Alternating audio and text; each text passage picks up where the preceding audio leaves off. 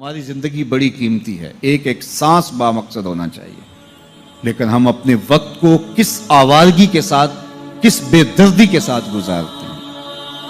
حضرت امام شافعی کہتے ہیں کہ میں نے فقیروں سے دو باتیں بڑی پتے کی سنی اور انہوں نے مجھے بڑا نفع دیا۔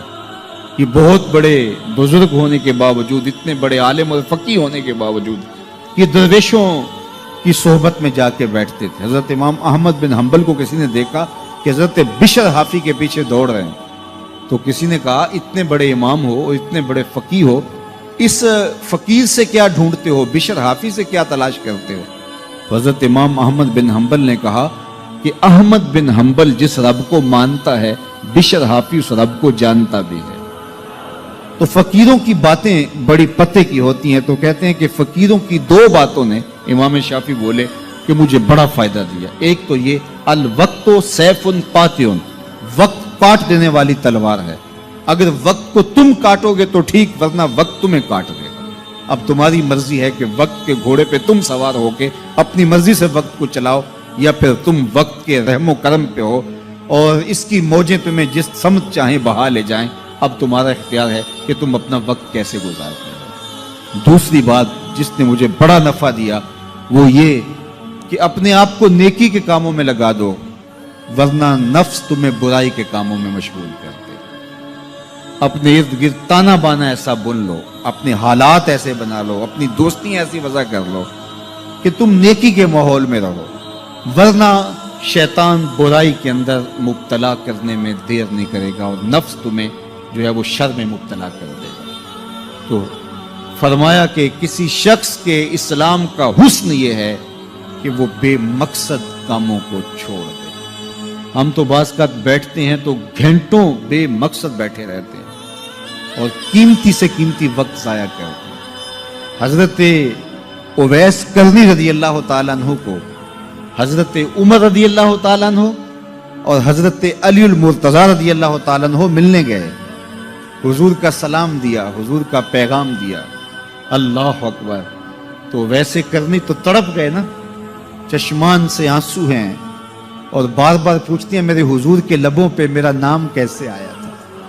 حضور نے کہا تھا نا کوئی اویس بن عامر کو ملے اور میرا سلام دے اور اس سے کہے کہ میری امت کی بخشش کی دعا کرے، اللہ اکبر۔ تو یہ ملنے گئے حضور کی وصیت اور حکم کے مطابق، حضور کا سلام دیا، تو یہ بار بار کہتے تھے حضور کے لبوں پہ میرا نام کیسے آیا، اللہ اکبر۔ تو جب یہ تڑپ دیکھی تو کہا اتنی محبت اور اتنا پیار تو حضور کو ملنے نہیں آئے، حضور کو دیکھنے نہیں آئے۔ تو حضرت اویس کرنی فرمانے لگے تم نے میرے حضور کو دیکھا ہے؟ تو یہ خاموش ہو گئے، تو کہنے لگے میں نے نہیں نہ دیکھا تو مجھ سے پوچھ لو، تم پہلے بتاؤ کہ حضور کے ابرو جڑے ہوئے تھے یا کھلے ہوئے تھے؟ اللہ اکبر، تم نے تو حضور کو دیکھا ہے تو ذرا بتاؤ نا۔ پھر خود ہی فرمانے لگے جس نے نہیں دیکھا اس سے پوچھ لو۔ کہا کوئی قریب سے دیکھتا تو کھلے ہوئے نظر آتے، دور سے دیکھتا تو جڑے ہوئے نظر آتے۔ معلوم ہوا کہ حضور کی قربت میں ہی رہے ہیں اگرچہ بظاہر دور رہے ہیں۔ تو یہ اتنے جلیل القدر صحابی ملنے گئے، کچھ دیر باتیں کی، اس کے بعد حضرت اویس کرنی نے ہاتھ بڑھا دیے، کہا اچھا آپ نے بھی آخرت کی تیاری کرنی ہوگی، میں نے بھی کرنی، اچھا حشر کو ملیں گے۔ اللہ اکبر۔ تو وقت بہت قیمتی ہے، کسی کے اسلام کا حسن یہ ہے کہ وہ بے مقصد کاموں کو ترک کر دے۔ میں کوئی بہت لمبی عمر نہیں رکھتا، لیکن مجھے آج سے 35 سال پہلے کے حالات کی ہوش ہے، اور جو میرے سے زیادہ عمر میں ہیں وہ اس سے پہلے کے حالات جانتے ہیں۔ تو میرا بنیادی طور پہ ایک دیہات سے تعلق ہے، تو میں اچھی طرح جانتا ہوں کہ لوگوں کے پاس جو آج کچھ ہے وہ آج سے 35-40 سال پیچھے نہیں تھا۔ بالخصوص دیہاتوں کے اندر لوگوں کے پاس ایک یا دو جوڑے ہوتے تھے اور انہیں بار بار پہنتے تھے۔ کسی شادی یا بیاہ کے موقع پہ جانا ہوتا تو بعض اوقات کسی سے وہ لباس یا جوتے مانگ کے لے کے جاتے۔ مجھے اچھی طرح یاد ہے کہ اس زمانے میں لوگ اپنے کندھے پر ایک کپڑا رکھا کرتے تھے، اور شادی پر اگر کسی نے جانا ہوتا تو جس کا کپڑا بہت اچھا ہوتا تو اس سے وہ مانگ لیا کرتے تھے کہ میں نے ذرا شادی پہ جانا ہے۔ بڑے بھائی کے جوتے پہن لیا کرتے تھے، اور اسی طرح گزر ہوتا تھا۔ کبھی کوئی شکوہ زبان میں پیدا نہیں ہوا تھا، اور لوگوں کے شکستہ سے کچے گھر ہوتے تھے، اور گھر کے صحن میں ایک درخت ہوتا تھا، دوپہر وہاں کاٹ لیتے تھے۔ اکثر لوگ دوپہر کا کھانا تیار نہیں کرتے ہوتے تھے، دودھ پی کر کے ہی گزارا کر لیتے تھے، صبح کو ناشتہ اور شام کو کھانا ہوتا تھا، لیکن اس کے باوجود اللہ کا شکر کیا کرتے تھے۔ یہ پچھلے دن میں گزرا تو دیکھا کہ بچے کھیل رہے ہیں اور غبارے پھوڑ رہے ہیں، اور جب غبارہ پھٹتا ہے نا تو بچے خوش ہوتے ہیں، کہے لگاتے ہیں، پھر دوسرا غبارہ ہے وہ اس سے کھیلنے لگ جاتے ہیں، اور پھر جب وہ پھٹتا تو پھر خوش ہوتے ہیں۔ تو میں ذرا رک گیا اور اس منظر کو دیکھنے لگا، اور پھر میں نے کہا کہ غبارہ پھٹتا ہے تو یہ بچے خوش ہوتے ہیں، لیکن جب ہمارا زمانہ ہوتا تھا، جب ہم بچے تھے تو غبارہ پھٹتا تھا، ہم رونے لگ جاتے تھے، کیونکہ کھیل ہی ختم ہو جاتا تھا، ایک ہی غبارہ ہوتا تھا 5-6 بچوں کے پاس، اور غبارہ پھٹ گیا تو کھیل ختم، تو سارے رونے لگ جاتے تھے۔ اور اب یہ غبارے پہ غبارہ پھوڑ رہے ہیں اور خوش ہو رہے ہیں، تو کہاں سے کہاں ہم آ پہنچے۔ لیکن اس زمانے میں اگر کسی سے پوچھا جاتا، لوگ پیدل سفر کرتے اور لباس بھی پورے نہ ہوتے، تو جب کسی سے پوچھا جاتا کیا حال ہے تو وہ لمبا ہاتھ کر کہتا اللہ کا شکر ہے۔ اس کی باڈی لینگویج بتاتی تھی کہ وہ اس کا رواں رواں اللہ کا شکر ادا کر، تو اس کا لہجہ بتاتا تھا، اس کا انداز بتاتا تھا کہ وہ اللہ کا شکر کس گہرائی قلب سے کر رہا ہے، تو وہ کہتا ہے اللہ کا شکر ہے۔ اور آج جب کہ اتنی نعمتیں لوگوں کو میسر ہیں، اتنا کچھ نصیب ہے، عالی نصب گھروں میں رہتے ہیں، لمبی لمبی گاڑیاں ہیں، سہولتیں ہیں، آسودگیاں ہیں، آسائشیں ہیں، مالی آسودگی ہے، رہائشی آسودگی ہے، کھانے پینے کے وافر سامان ہیں، ٹیبل پہ اتنے کھانے لگے ہوئے ہوتے ہیں کہ باری نہیں آتی کھانے کی، اور اس قدر لباس ہے کہ موسم گزر جاتا ہے اور بعض لباس بدلنے کی باری نہیں آتی، لیکن اس کے باوجود کسی سے پوچھے جناب کیا حال ہے، آسودہ حال شخص سے بھی پوچھیں تو وہ بھی بڑے آہستگی سے کہتا ہے بس چل ہی رہا ہے۔ تو وہ زمانہ تھا کہ جب لوگوں کے پاس کچھ تھا نہیں تو لمبا ہاتھ کر کے کہتے، تشکر کا لہجہ کتنا دل آویز تھا، اللہ کا شکر ہے۔ اور آج کہتے بس گزر ہو ہی رہی ہے، بس چل ہی رہا ہے، تو ناشکری بڑھتی چلی جا رہی، اتنا کچھ ہونے کے باوجود جو ہے وہ ان کا بھی چل ہی رہا ہے۔ تو کہا ان الانسان لربہ لکنود، بے شک انسان اپنے رب کا ناشکر ہے۔ اتنی نعمتیں کھانے کے باوجود، اتنی دولتیں سمیٹنے کے باوجود، اتنی عزتیں پانے کے باوجود، اتنی آسائشیں حاصل کر چکنے کے باوجود، دولت کے اتنے انبار رکھنے کے باوجود، اس کی زبان بولتے ہوئے کتنے بخل سے کام لیتی ہے کہ بس گزر اوقات ہو ہی رہی ہے۔ وہ میاں تیرے رب نے تجھے اتنا کچھ دیا، یہ دولتیں، یہ دولتوں کے انبار، یہ آسودگیاں، یہ بہاریں، یہ سب کچھ نہ ہوتا، تجھے زندگی بخش دی تھی، اس کا ہی شکر تیرے اوپر واجب تھا۔ اللہ اکبر۔ اللہ نے حضرت انسان کو یہ جو کچھ دیا ہے، کتنی چیزیں ہیں ہمیں پتہ بھی نہیں کہ وہ نعمت ہے، لیکن اللہ نے ہمیں عطا کی۔ دنیا کا ایک امیر ترین شخص تھا اوناسس، تو اس کے یہ آنکھوں کے جو پپوٹے تھے یہ کام کرنا چھوڑ گئے، ہمیں کبھی اس کا احساس بھی نہیں ہوا کہ یہ کوئی نعمت ہے۔ آٹومیٹک سسٹم میرے رب نے لگایا، ادھر تنکا اڑا ادھر آنکھ بند ہو گئی، لیکن اس کو مسئلہ کیا ہوا کہ یہ پٹھے اس کے ختم ہو گئے اور وہ اپنی مرضی سے آنکھیں نہیں بند کر سکتا تھا۔ ڈاکٹر سلوشن ٹیپ لگا کے آنکھیں کھول دیتا اور جب اس نے سونا ہوتا تو وہ بند کر دیتا۔ دنیا کے امیر ترین لوگوں میں سے ایک نام تھا، تو کسی نے اس سے پوچھا کہ تیری زندگی کی سب سے بڑی خواہش؟ اس نے کاش اپنی آنکھیں اپنی مرضی سے کھول سکوں۔ کہا اس کے لیے تجھے کوئی قیمت لگانی پڑے تو کتنے پیسے لگا سکتا ہے؟ کہا ساری دولت لگ جائے، کاش میں اپنی آنکھیں اپنی مرضی سے کھول سکوں۔ مجھے یہ بتائیے کہ حضرت انسان کو کیا کچھ نہیں اللہ نے دیا۔ یہ لعاب ہے نا، لعاب ہم روز پھونکتے ہیں، یہ مقدار سے کچھ کم ہو جائے تو بولنے میں دقت، نظام انہضام خراب۔ یہ جو لعاب ہمارے منہ میں آتا ہے، جو ہم تھوک دیتے ہیں، یہ قدرتی گریس ہے جو بولنے میں مدد دیتی ہے، نظام انہضام کو ٹھیک رکھتی ہے، اور اگر یہ لعاب کم ہو جائے مقدار سے تو نظم خراب ہو جائے۔ اللہ اکبر۔ تو ہم نے کبھی سوچا کہ یہ بھی نعمتیں ہیں؟ باقی روشن آنکھیں، چمکتا چہرہ اور زور آور ہاتھ، چوڑی چھاتی، دھڑکتا دل، اور کہتے ہیں اس دماغ کا اگر کمپیوٹر تیار کیا جائے تو نیو یارک شہر سے بڑا ایک بکریاں چرانے والے شخص کے دماغ کا کمپیوٹر بنا.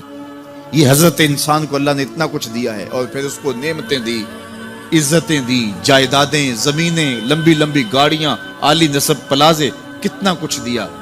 پھر خوبصورت اولادیں دی, کیا تسکین قلب کے لیے رکھا اس نے.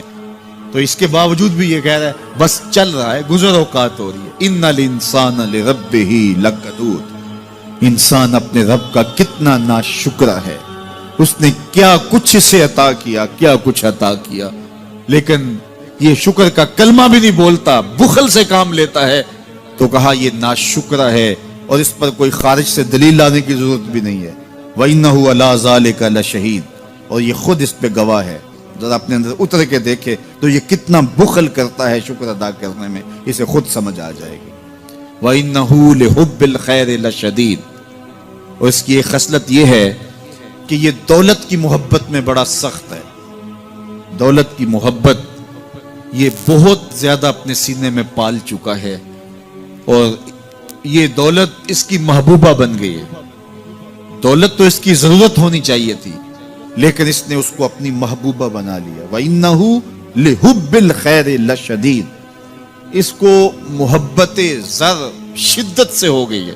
سویر سے شام تک اس کا وظیفہ ہی یہی ہے.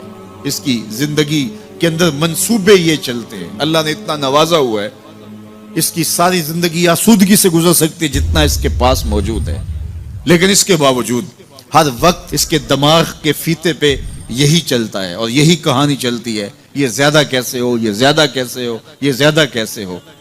اس اضطراب نے اس کو بے چین کر دیا ہے اور خواہش زر نے, حوث زر نے اس کا چین چھین لیا ہے.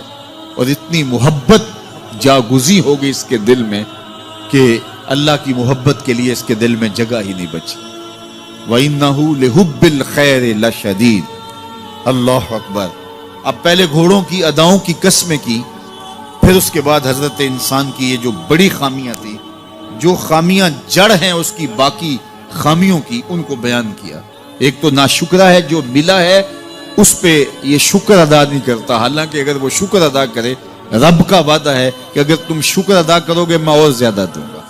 ایک تو یہ شکر نہیں کرتا, اور دوسرا یہ ہے کہ دولت کی محبت اس کے رگ و ریشہ میں رچ بس گئی ہے. بلکہ اللہ تعالیٰ نے ان بد نصیب لوگوں کی کہانی بیان کرتے ہوئے کہا جو دولت کو مقصود ہی بنا بیٹھے. الذی جمع مالا وعدد, یہ وہ بد نصیب لوگ ہیں جو مال کو جمع کرتے ہیں اور گنتے رہتے ہیں, بار بار حساب کرتے ہیں. الذی جمع مالا وعدد, مال کو جمع کیا, وعدد, اور بار بار اس کو گنتے رہے. اتنے ہو گئے, اب اتنے ہو گئے.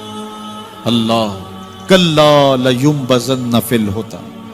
پہلے شرف میں الذی جمع مالا وعدد یحسب ان مالہ اخلد, یہ گمان کرتے ہیں کہ ہمارا مال ہمیں لافانی کر دے گا, مال کی کثرت سے ہم محفوظ ہو جائیں گے اور ہمارا کچھ نہیں بگڑے گا.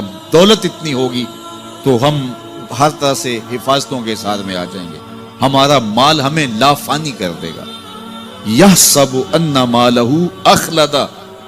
اللہ تعالیٰ نے فرمایا کلا, ایسا ہرگز نہیں ہے, یہ تمہاری بھول ہے کہ مال تمہیں لافانی کر دے گا, مال تمہیں مرنے نہیں دے گا, مال تمہیں محفوظ کر دے گا. کلا, ایسا ہرگز نہیں ہے, بلکہ کیا ہے, لَيُنبَذَنَّ فِي الْحُطَمَةِ, ہم تمہیں پکڑ کے آگ میں ڈال دیں گے.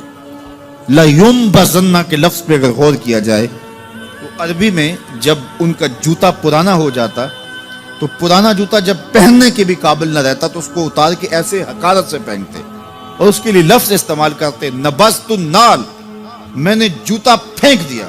وہ جوتا جو پاؤں میں ڈالنے کے بھی قابل نہ رہے اور اتنا پرانا ہو جائے کہ اس کو اب جو ہے وہ مزید مرمت بھی نہ کروانا ممکن ہو, تو اس کو پھر پھینکا جاتا ہے اور پھر اس کو وہ حقارت سے پھینکتے ہیں, اور وہ جوتا چلتے ہوئے تنگ کرتا ہے تو پھر اس کو اتار کے حقارت سے رب پھینک دیتے ہیں. تو اس کے لیے لفظ بولتے ہیں نبذت النال, میں نے جوتا پھینک دیا. حقارت سے پھینکنے کو نبض کہتے ہیں, اور یہی لفظ اللہ تعالیٰ جل شانہ نے فرمایا کلا لینبذن فی الحطمہ. اے اہل عرب, جس طرح تم جوتا پرانا حقارت سے پھینکتے ہو, ہم حقارت سے تمہیں آگ میں ڈال دیں گے. کلا لیمبذن فی الحطمہ. یہ ان مالداروں کی کہانی ہے جنہوں نے مال کو اپنا معبود بنا لیا، مال کو اپنا مقصود بنا لیا. مال مال مال، ہر قدر پامال کر دی، ہر قدر کی قربانی دے دی مال کے بدلے، اور مال ہی ان کا مقصود بن گیا. اور یہ سمجھے کہ یہ مال جو ہے وہ ان کو لافانی کر دے گا، ان کو مرنے نہیں دے گا، ان کے لیے حفاظتی حصار بن جائے گا. کلا لیمبذن فی الحطمہ وما ادراک ما الحطمہ. اللہ فرماتا ہے جانتے ہو جس حطمہ میں، جس آگ میں تمہیں ڈالا جائے گا وہ آگ کیا ہے؟ مل حطمہ، کیا تمہیں پتا ہے وہ حطمہ کیا ہے؟ پھر خود فرمایا نار اللہ الموقدۃ التی تطلع علی الافئدہ. یہ اللہ کی جلائی ہوئی آگ ہے جو دل کھا جائے گی، جو کلیجے چاٹ جائے گی. تو حب زر، یہ حب دولت اور حب دنیا، یہ تمام برائیوں کی جڑ ہے. تو اس لیے اپنے اندر سے محبت زر کو نکالنے کی کوشش کیجئے اگر کہیں آپ کو داخل ہوتی محسوس ہو رہی ہے. اور حب دولت کو نکالنے کے لیے زکوٰۃ، صدقات، اسلام نے ہمیں یہ نظم دی.